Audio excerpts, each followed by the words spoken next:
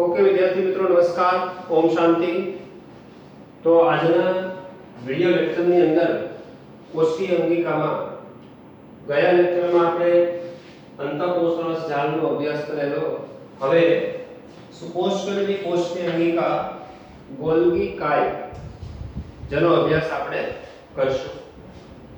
Golgi કાય અથવા જેને ગોલ્ગી પ્રસાધન તરીકે પણ ઓળખવામાં આવે છે।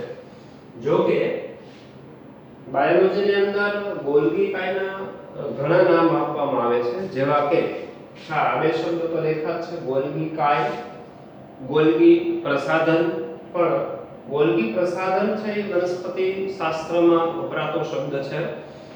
પછી ઇડિયોઝોમ તરીકે પણ ઓળખવામાં આવે છે, ડાલ્ટન કોમ્પ્લેક્સ તરીકે પણ ઓળખવામાં આવે છે, ગોલ્ગી સંકુલ તરીકે પણ ઓળખવામાં આવે છે અને અંગ્રેજીમાં આને ગોલ્જી બોડી પણ કહેવામાં આવે છે। તો સૌથી પહેલા મિત્રો આપણે ગોલ્ગી કાયનું કોષમાં સ્થાન જોવાનું છે। હવે કોષની અંદર ગોલ્ગી કાયનું સ્થાન એક્ઝેક્ટ ક્યાં હોય છે?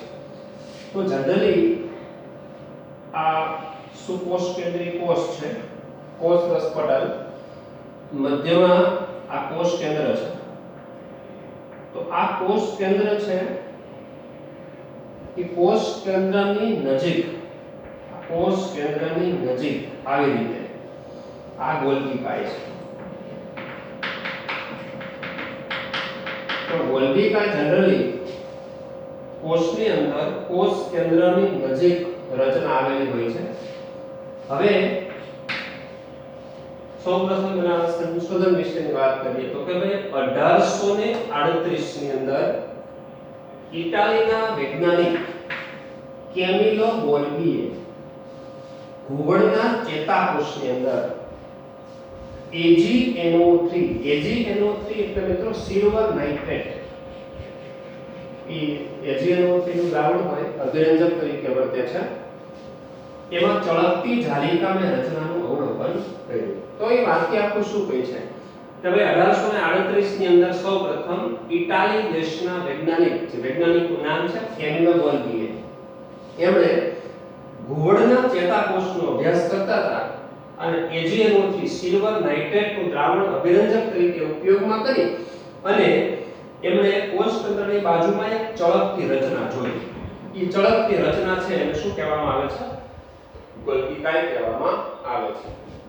જો કે ગોલ્ગી કાય અંગિકાનું નામકરણ માટેનો ઇતિહાસ એવો છે કે જે વૈજ્ઞાનિકનું નામ છે કેમિલો ગોલ્ગી, એના નામ ઉપરથી ગોલ્ગી કાય એવું નામ આપ્યું છે। ગોલ્ગી કાય અથવા વનસ્પતિના કોષમાં ગોલ્ગી પ્રસાધન કહેવાય છે। પણ આવું નામ કેમિલો ગોલ્ગીના મૃત્યુ બાદ આપવામાં આવ્યું છે। એટલે કે એનો મતલબ એવો થાય કે ભાઈ ગોલ્ગી કાય છે એ નામકરણ કેમિલો ગોલ્ગીના મૃત્યુ બાદ આપવામાં આવ્યું છે, કારણ કે ગોલ્ગી કાય અગત્યની અંગિકા છે, અગત્યનું કાર્ય કરતી અંગિકા છે। આ સંશોધન માટે કેમિલો ગોલ્ગીનું નામ બાયોલોજીના ઇતિહાસની અંદર કાયમિક યાદ રહે છે, એટલા માટે આ અંગિકાનું નામ આ વૈજ્ઞાનિકના મૃત્યુ બાદ ગોલ્ગી કાય એવું આપવામાં આવ્યું। ઓકે, હવે મિત્રો આપણે રચનાની વાત કરીએ તો આ સમગ્ર આકૃતિ છે એ ગોલ્ગી કાયની રચના છે। તો ગોલ્ગી કાયની અંદર પહેલા જોઈએ આપણે જે આવી આ થપ્પી જેવી રચના દેખાય છે મિત્રો, આ 1 આ 2 આ 3 આ 4 આ પેલી રકાબી હોય, રકાબી પ્લેટ એના જેવો આકાર ધરાવતી એક થપ્પી જેવી રચના। આપણે રકાબી હોય, ચા પીરસતા હોય તો ચાને રકાબીમાં આપવાની હોય તો રકાબીની થપ્પી હોય, એક ઉપર એક ગોઠવાયેલી થપ્પી જેવી રચના છે। તો આ થપ્પી જેવી રચના છે એને શું કહેવામાં આવે છે? ગોલ્ગી કાય કહેવામાં આવે છે। આ એક થપ્પી જેવી જે રચના છે, એક રચના છે જેને ગોલ્ગી કાયની સિસ્ટરની કહેવામાં આવે છે। સિસ્ટરની છે આ કોથળી જેવી રચના છે, બે પડની દિવાલવાળી કોથળી જેવી રચના છે જેને સિસ્ટરની કહેવામાં આવે છે।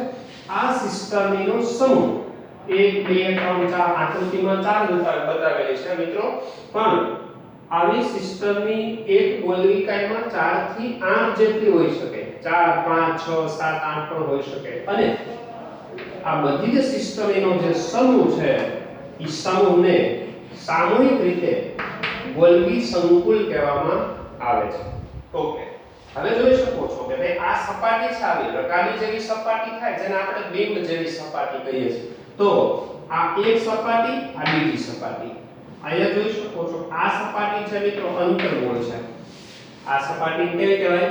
અંતર્ગોળ સપાટી. જ્યારે આ સપાટી છે બહારની તરફ જોઈએ તો એ બહિર્ગોળ સપાટી છે. બહિર્ગોળ સપાટીને શીર્ષ સપાટી કહેવાય અને અંતર્ગોળ સપાટી છે એને ટ્રાંસ સપાટી તરીકે ઓળખવામાં આવે છે. હવે અંતઃકોષ રસજાળ છે, આ જે શીર્ષ છડો છે ત્યાં મિત્રો જોઈ શકો છો કે આ નલિકા જેવી રચના ગોઠવાયેલી છે જેને આપણે અંતઃકોષ રસજાળ તરીકે ઓળખીએ છીએ. આ પણ અંતઃકોષ રસજાળ છે. અહીંયા જોઈ શકો છો આ પણ અંતઃકોષ રસજાળ છે. હા, ગયા લેક્ચરમાં આપણે અંતઃકોષ રસજાળના પ્રકાર વિશે જોઈ ગયા કે જ્યાં રિબોસોમ્સની કણિકાઓ હોય, આ રિબોસોમ્સની કણિકાઓ અહીંયા દર્શાવેલી છે, તો મિત્રો એ અંતઃકોષ રસજાળ છે એ કણિકામય અંતઃકોષ રસજાળ કહેવાય છે. અને જ્યાં રિબોસોમની કણિકાઓ નથી એ લીસી અંતઃકોષ રસજાળ જેને આપણે સ્મૂથ એન્ડોપ્લાઝમિક રેટિક્યુલમ તરીકે ઓળખીએ છીએ. ઓકે, હવે સવાલ એ થાય કે ભાઈ આપણે રચના જોઈએ છે ગોલ્ગી કાયની, તો એની સાથે અંતઃકોષ રસજાળ કેમ દોરેલી છે? તો મિત્રો એક વાક્ય માત્ર આપણે સમજી લઈએ કે ગોલ્ગી કાયનું કાર્ય છે અને અંતઃકોષ રસજાળનું કાર્ય છે એ રિલેટેડ છે. શા માટે હમણાં એના કાર્ય આપણે જોઈશું ત્યારે ખ્યાલ આવી જશે. ઓકે, હવે આ અંતઃકોષ રસજાળ છે એ કઈ સપાટીએ છે? તો કે શીર્ષ સપાટી અથવા બહિર્ગોળ સપાટી.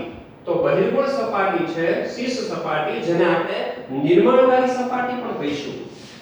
નિર્માણકારી સપાટી, નિર્માણકારી સપાટી. અને જે ટ્રાંસ સપાટી છે તો ટ્રાંસ સપાટીને આપણે કહીશું પરિપક્વન સપાટી. પરિપક્વન સપાટી. થોડી વાર મિત્રો રાહ જો કે ભાઈ આવા શબ્દો શા માટે વાપર્યા, બરાબર?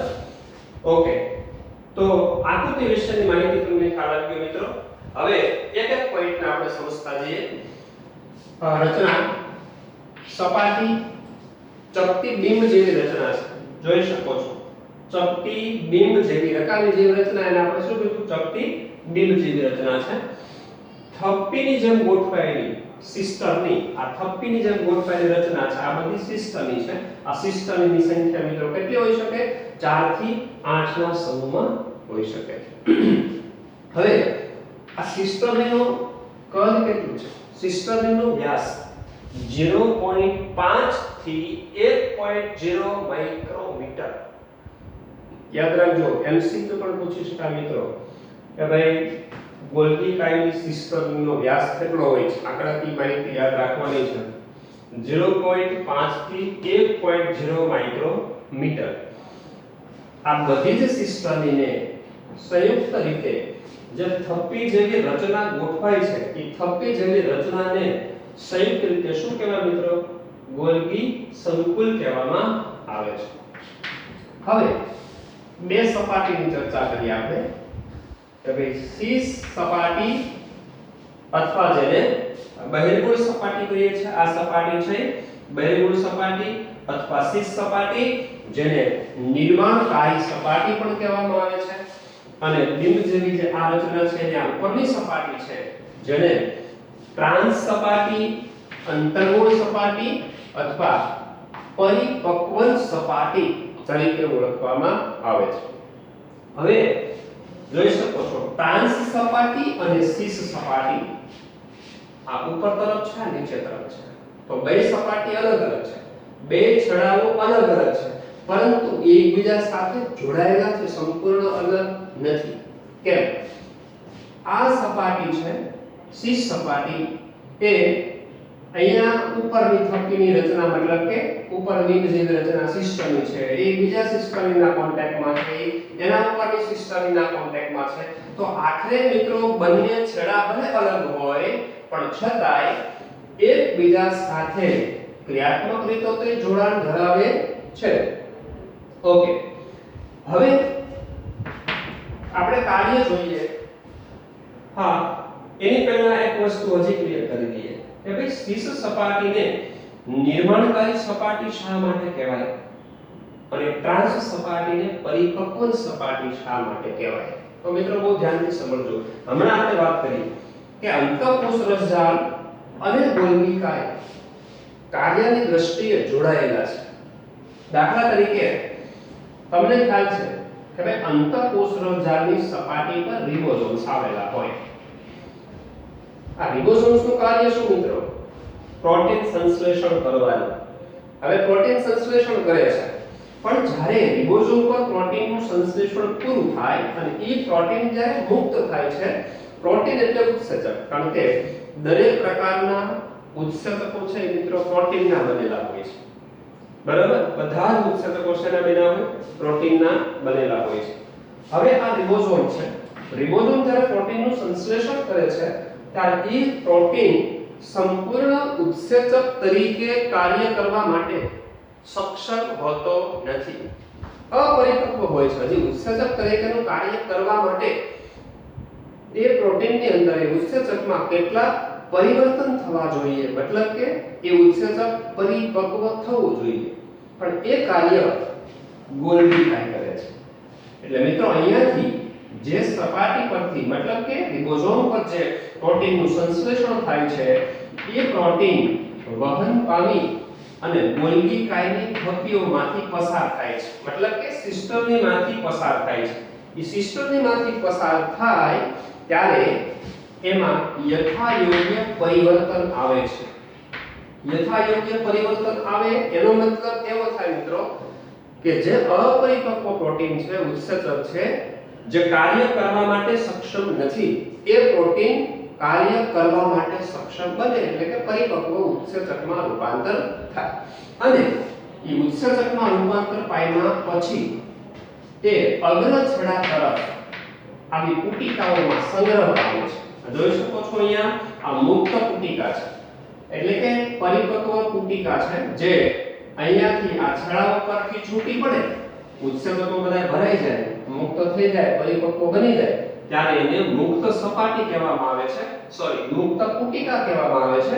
અને મુક્ત પુટિકાની અંદર મિત્રો પાચક માટેના ઉત્સેચક હોય છે અને આ મુક્ત પુટિકાને જ આપણે લાઇસોઝોમ તરીકે ઓળખવામાં આવે છે, જેમાં પાચક ઉત્સેચકો હોય છે. તો હવે આપણે વાત તો મુખ્ય કરી રહ્યા છીએ આને કેમ નિર્માણકારી સપાટી કહેવાય, એટલા માટે કે આ સપાટી પરથી જોઈ શકો છો કે પ્રોટીન કે ઉત્સેચકનું નિર્માણ થવાની શરૂઆત થાય છે, નિર્માણ થાય છે, આગળ વધે છે, પરિપક્વ થાય છે અને પુટિકા સ્વરૂપે અહીંયા મુક્ત થાય છે.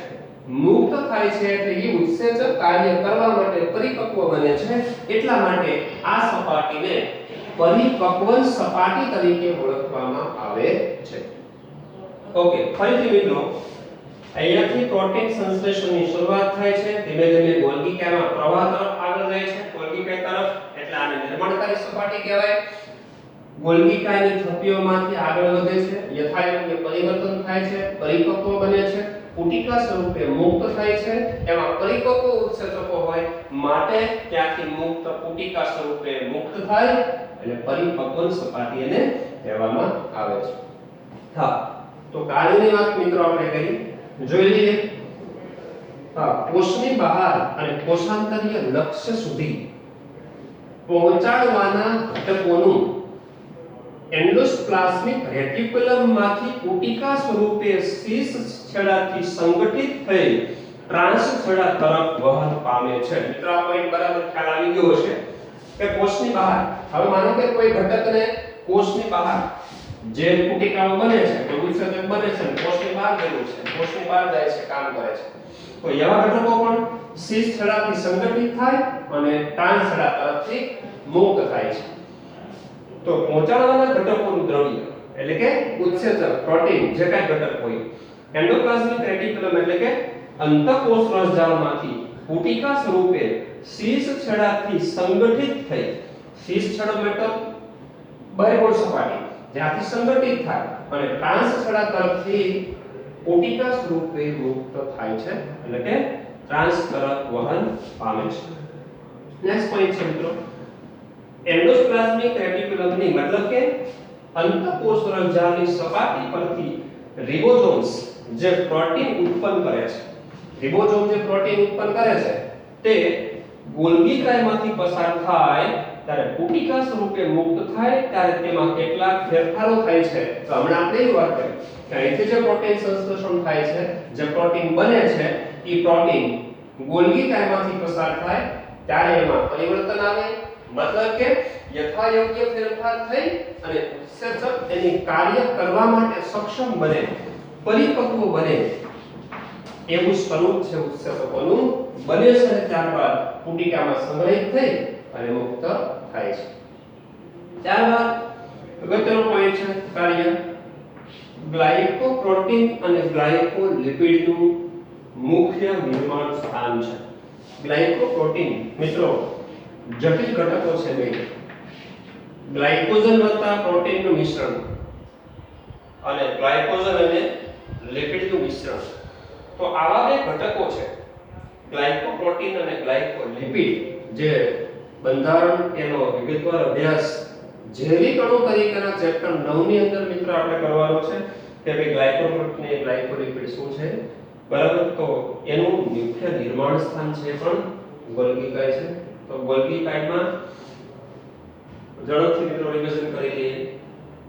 1838 માં ઇટાલીના વૈજ્ઞાનિક કેમિલો ગોલ્ગીએ શેમાં અવલોકન કર્યું ભૂગોળના ચેતાકોષના કયો અભિરંજકનો ઉપયોગ કર્યો સિલ્વર નાઇટ્રેટ AgNO3 એટલે સિલ્વર નાઇટ્રેટ ચળકતી જાલિકામય રચનાનું કોષ કેન્દ્રની બાજુમાં અવલોકન કર્યું આ વૈજ્ઞાનિકના મૃત્યુ બાદ ગોલ્ગી કાય અથવા ગોલ્ગી પ્રસાધન એવું નામ આપવામાં આવ્યું ચપટી બીમ જેવી થપ્પી જેવી રચના છે જેને સિસ્ટમી તરીકે ઓળખવામાં આવે છે દરેક કોથળીની રચનાને આ સિસ્ટમીની સંખ્યા મિત્રો કેટલી હોય 4 થી 8 ના સમૂહમાં હોય 0.5 થી 1.0 માઇક્રોમીટર જેટલો વ્યાસ હોય છે આ બધી થપ્પી જેવી રચનાને સંયુક્ત રીતે ગોલ્ગી સંકુલ કહેવામાં આવે છે બે સપાટી છે મિત્રો ટ્રાન્સ સપાટી અથવા જેને અંતર્ગોળ સપાટી કહીશું અથવા જેને આપણે પરિપક્વન સપાટી કીધી આ જે સપાટી છે એ બહિર્ગોળ સપાટી છે બહિર્ગોળ સપાટી અથવા શીર્ષ સપાટી અથવા જેને આપણે નિર્માણકારી સપાટી છે પણ કહીશું બરાબર અને જે કોષની બહાર અથવા કોષની અંદર જે મોકલવાના ઘટકો છે જે પુટિકા સ્વરૂપે મુક્ત થાય છે એ શીર્ષ છેડા તરફથી સંગઠિત થાય છે અને ટ્રાન્સ છેડા તરફથી મુક્ત થાય છે જે પ્રોટીનનું સંશ્લેષણ થાય છે રિબોસોમની સપાટી પર તો રિબોસોમની સપાટી પર ઉત્પન્ન થતા જે પ્રોટીન છે એ પ્રોટીન જ્યારે બને છે ત્યારે કઈ સપાટીથી સંગઠિત થાય તો કે શીર્ષ સપાટી ગોલ્ગી કાયમાંથી જ્યારે પસાર થાય અને જ્યારે ટ્રાન્સ છેડા તરફ વહન પામે ત્યારે પરિપક્વ પુટિકા મુક્ત પુટિકા સ્વરૂપે મુક્ત થાય છે હા આ મુક્ત પુટિકાને જ મિત્રો શું કહેવામાં આવે છે હા લાઇસોઝોમ કહેવામાં આવે છે જેમાં પરિપક્વ તીવ્ર પાચક ઉત્સેચકોનો સમાવેશ થાય છે લાઇસોઝોમ જેમાં પાચક ઉત્સેચકો હોય તો એ પાચક તીવ્ર ઉત્સેચકો શેમાં આવેલા હોય હા લાઇસોઝોમની અંદર લાઇસોઝોમ ક્યાંથી મુક્ત થાય તો કે મુક્ત પુટિકા સ્વરૂપે ઓકે મિત્રો તો ગોલ્ગી કાય અથવા ગોલ્ગી પ્રસાધન એની સંપૂર્ણ રચનાનો અભ્યાસ આપણે પૂર્ણ કર્યો નેક્સ્ટ લેક્ચરની અંદર નવા ટોપિક સાથે મળીશું ઓમ શાંતિ